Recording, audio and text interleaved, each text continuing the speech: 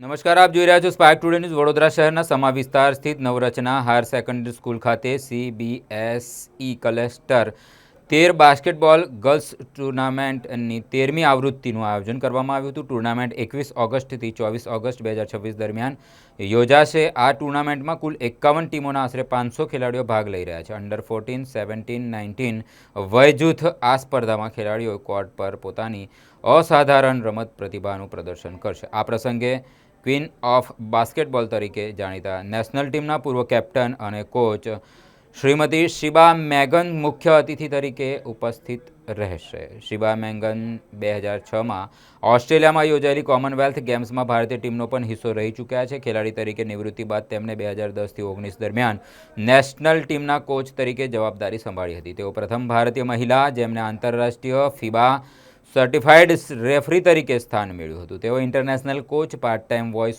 Over commentator પણ છે અને ભૂતકાળમાં ભારતમાં NBA સાથે પણ ચર્ચા કરી ચૂક્યા છે। આ પ્રસંગે વડોદરાના મ્યુનિસિપલ કમિશનર અને રમતગમતમાં વિશેષ રસ ધરાવતા Shri Arun Mahesh Babu IAS guest of honour તરીકે ખાસ ઉપસ્થિત રહેશે। Many of our players now they get a chance to play abroad as well. Like for Simran Dammi, she's in US. She's got a NCAA Division 1 scholarship. उसने वहाँ अपना पढ़ाई पूरा किया and now she's playing in Greece. Not in Greece, she trained in Greece and now she's playing in the NBA League in Australia. So the women has evolved, from where I see when साल में हमें 4 साल में एक trip मिलता था खेलने के लिए. That is how it was. But now, as in different, the hands of the federations have changed, and as well NBA had come to India. આજે એક ખુશીની માહોલ છે કે વડોદરામાં ખાસ કરીને નવરચના સ્કૂલમાં CBSE બાસ્કેટબોલ ક્લસ્ટર 13નું ગર્લ્સ ટુર્નામેન્ટ ચેમ્પિયનશિપ અહીંયા ચાલુ કરવામાં આવી છે। હું આ નવરચના સ્કૂલને અભિનંદન પાઠવીશ કે લાસ્ટ ટાઈમ ખોખો એની શરૂઆત કરી હતી અને હવે બાળકોને બાસ્કેટબોલની એક્સપોઝર આપી રહ્યા છે। નવરચના સ્કૂલ એવા જ સ્કૂલ છે જેમાં એકેડેમિક્સની સાથે સાથે કોકરિક્યુલર એક્ટિવિટી સ્પોર્ટ્સને પણ પ્રોત્સાહન આપતા હોય છે અને આપ જાણો છો કે વડોદરા શહેરમાં અત્યારે સ્પોર્ટ્સની પણ માહોલ સારી રીતે વધી રહ્યા છે। ગુજરાત મોટા સ્પોર્ટ્સનું યજમાન બની રહ્યા છે ત્યારે વડોદરા હાઈ પરફોર્મન્સ સ્પોર્ટ્સ અને એથ્લેટિક્સનું પણ પ્રોત્સાહન આપી રહ્યા છે। અમે શહેરમાં પણ સ્પોર્ટ્સ ઇન્ફ્રાસ્ટ્રક્ચરને પ્રામાણિકતા આપીને કામગીરી કરવાનું નક્કી કર્યું છે અને આ સાથે સાથે સ્પોર્ટ્સ ગ્રૂમિંગ અને સ્પોર્ટ્સ બાળકોમાં ટેલેન્ટ પણ આવે એને આઈડેન્ટિફાઈ કરીને એમને સારું પ્લેટફોર્મ આપવાની પણ જરૂરત છે।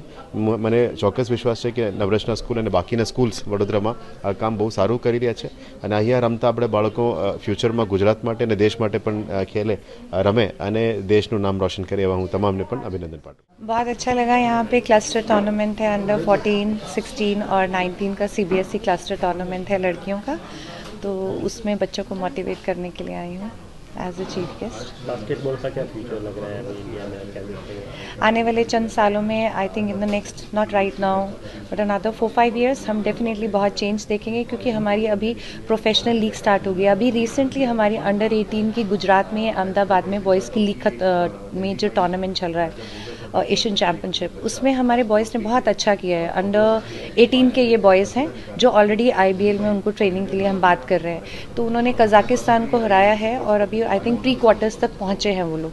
तो डेफिनेटली हम धीरे धीरे ऊपर बढ़ रहे हैं, लेकिन पोडियम तक जाने के लिए नेचुरली आपको अभी कुछ समय लगेगा। अगर आप इसी जो रास्ता अभी आपको दिखाया जा रहा है, जो हमें मिला है, उस रास्ते पे अगर फेडरेशन चलती रहेगी तो हम आने वाले 4-5 सालों में डेफिनेटली मेडल लेकर आएंगे। 3-on-3 जो हमारा लेटेस्ट अभी एक नया फॉर्मेट है, उसमें डेफिनेटली हमारा मेडल आने वाले 2-3 साल में ही आ सकता है फीफा में मेजर चैम्पियनशिप।